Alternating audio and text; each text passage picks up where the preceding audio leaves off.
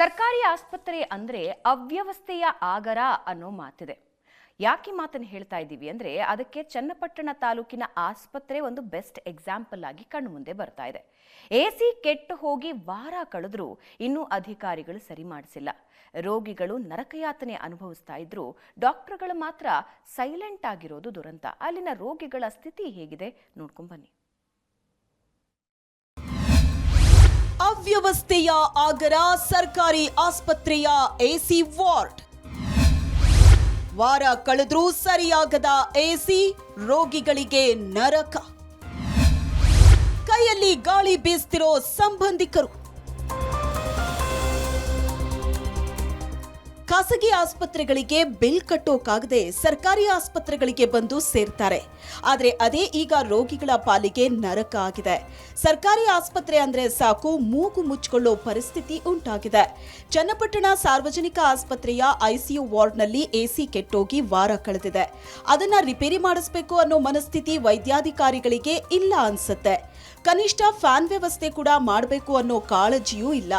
AC ಇಲ್ಲದೆ ರೋಗಿಗಳಿಗೆ ಕುಟುಂಬಸ್ಥರು ಟವಲ್ ಬಟ್ಟೆಲಿ ಗಾಳಿ ಬೀಸೋ ಪರಿಸ್ಥಿತಿ ನಿರ್ಮಾಣವಾಗಿದೆ.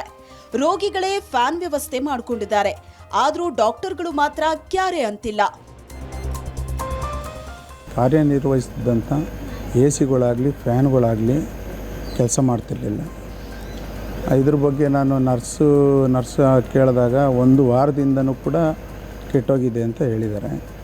ನಾನು ಈ ಮೂಲಕ ಏನು ಸಾರ್ವಜನಿಕ ಆಸ್ಪತ್ರೆ ಆಡಳಿತ ಮಂಡಳಿ ಇದೆ ಅವ್ರಿಗೆ ಮನವಿ ಮಾಡೋದೇನೆಂದರೆ, ಜನಗಳ ಏನು ಬಡ ಜನಗಳು ಏನು ಬರ್ತಾರೆ ಅವರ ಪ್ರಾಣದ ಜೊತೆ ಚೆಲ್ಲಾಟ ಆಡಬೇಡಿ.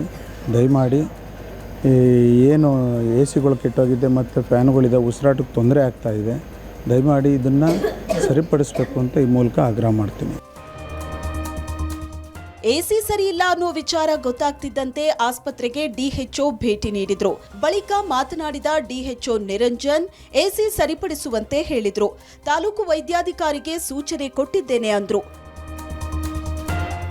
ಈಗ ಬೆಳಗ್ಗೆಯಿಂದ ಎಸಿ ರಿಪೇರಿ ಕೆಲಸ ನಡೆದಿದ್ದು, ಇವತ್ತು ಸಂಪೂರ್ಣವಾಗಿ ಎಸಿಯನ್ನು ರಿಪೇರಿ ಮಾಡಿಸಿದೆ.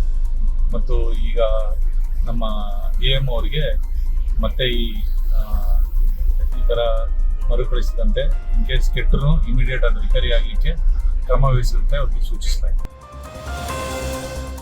ಸರ್ಕಾರಿ ಆಸ್ಪತ್ರೆಯಲ್ಲಿ ರೋಗಿಗಳು ನರಕಯಾತನೆ ಅನುಭವಿಸುತ್ತಿರೋದು ಮಾತ್ರ ದುರಂತ. ಜಗದೀಶ್, ಏಷ್ಯಾನೆಟ್ ಸುವರ್ಣ ನ್ಯೂಸ್, ರಾಮನಗರ.